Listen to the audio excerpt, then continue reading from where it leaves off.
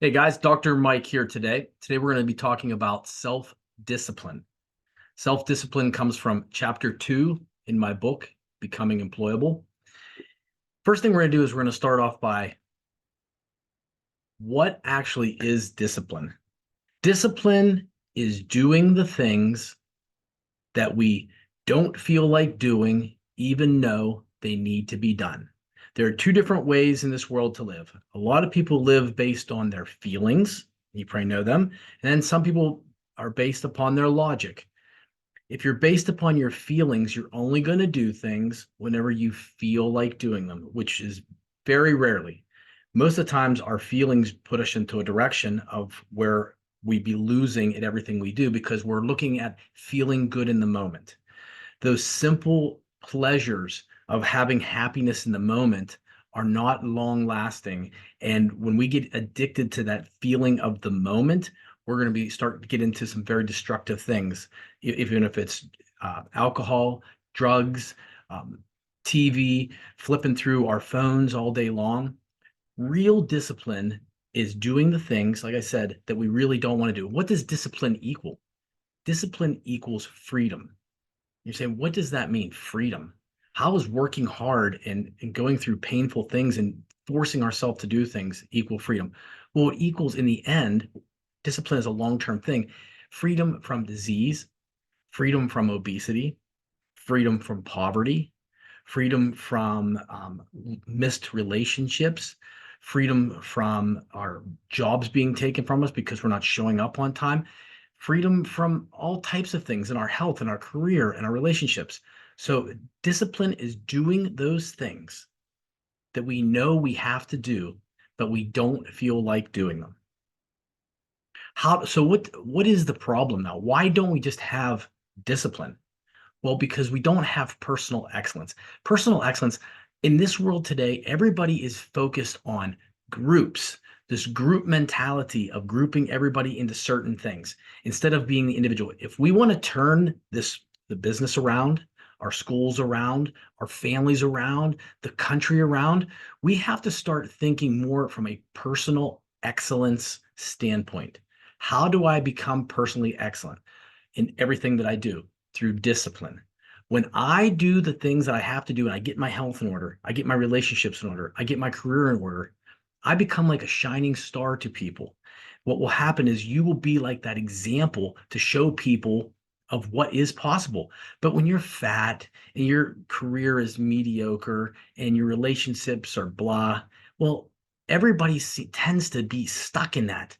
And whenever you do use your discipline, we talked about critics in a different video. The critics are going to come out of the woodwork because when you start being able to use your discipline, just be ready for this.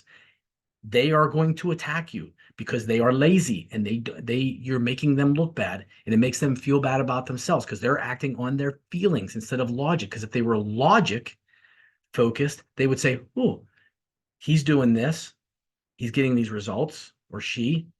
Maybe if I do that, I'll get the same results." No, they're working on their feelings. They're feeling upset. They're feeling inferior. They're feeling different ways. So they're acting in a way to try to undermine you. So just know that that will be part of the process. Take responsibility. If you want to be disciplined, you got to take full responsibility for every single thing in your life. If you could take responsibility for everything in your life, then you can start to build that discipline. But when you start blaming everybody, when you blame the government, you blame the weather, you blame your friends, you blame the teacher, you blame the coach, you do all these things, it takes your discipline away because you're back on acting on your feelings. Feelings are helpful in certain situations, but we have to be able to use logic to overrule them because our feelings a lot of times will drive us, like I said, into a direction of average or mediocre because we're looking for that instantaneous thing, blaming somebody right off the bat. It's not my fault. Being a critic, being a complainer, take total responsibility. Stop being a victim. My gosh, this world is so full of victim mentality. Everybody's a victim. Everybody is in a certain situation that's down because of another group. It's like this group over here is fighting this group, and politicians do this to try to control us. where if we just had personal excellence, we took responsibility, we wouldn't be victims. Because when you're a victim, you have no power, you have no control. You know, you have to define your why. Why? Think about why are you feeling like a victim? There is nobody in this world that has control over you except you.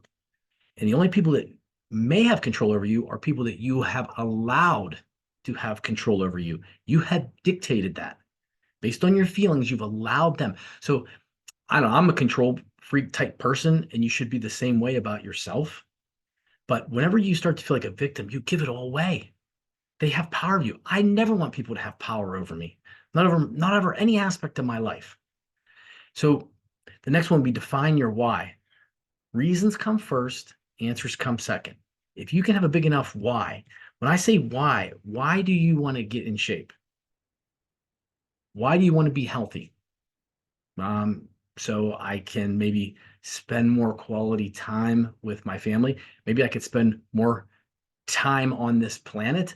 Maybe I can maybe someday be able to get up and move around with my grandchildren. Maybe I can go and hike and water ski and do different things that you want to do instead of being a fat body and sitting around.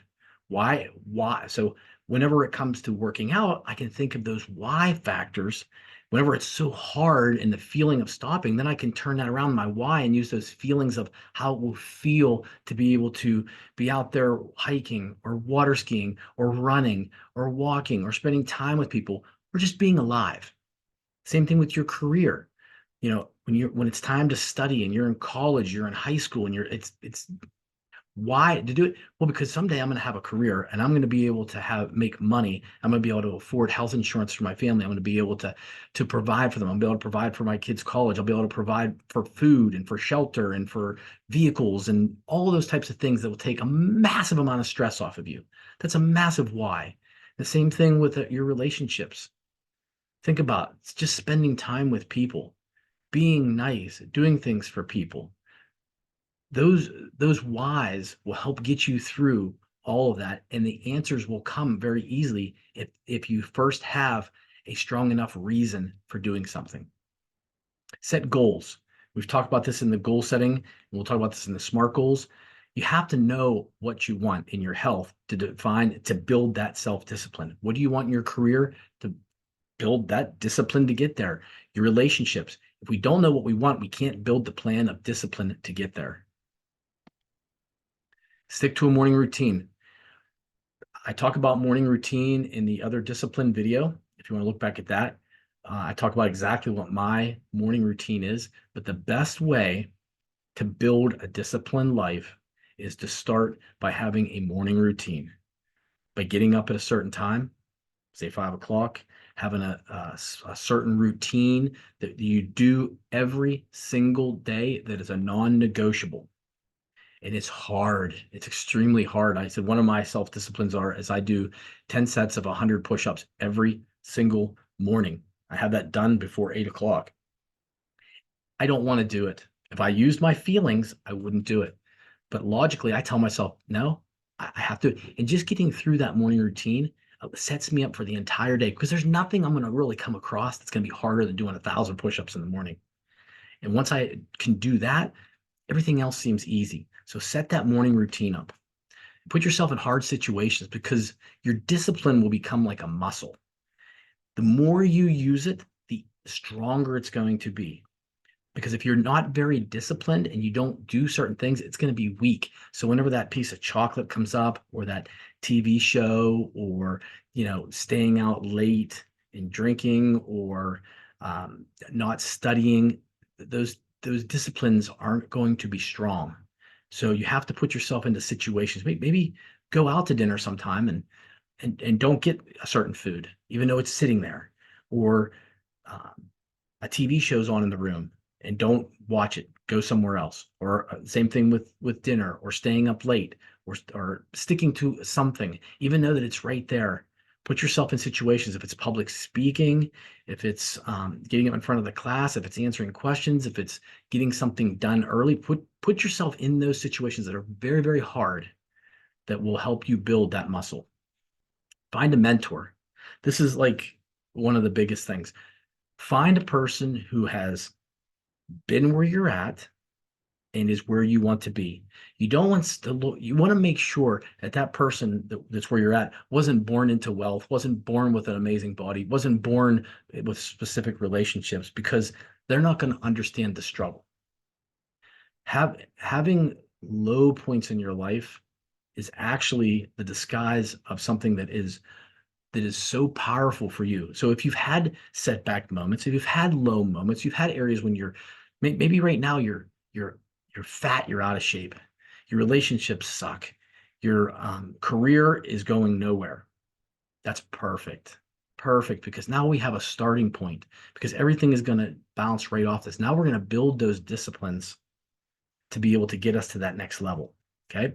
Inside the course, there's going to be a 30-day challenge where you're going to be challenged every day to try to build disciplines. There's going to be daily ideas of things to do to build disciplines as well. There's going to be a quiz, and there's also going to be a few little extras in there. They're going to help you build this discipline. So I'll end it today with just saying there's only so many tomorrows, as I usually do. So you have to go out and take advantage of it. And to have that best tomorrow, to even have a tomorrow, the best chance is to push those feelings aside, use your logic, build that discipline so that you're here for the future to enjoy it and to love and to do the things that you want to do. Until next time, guys, take care.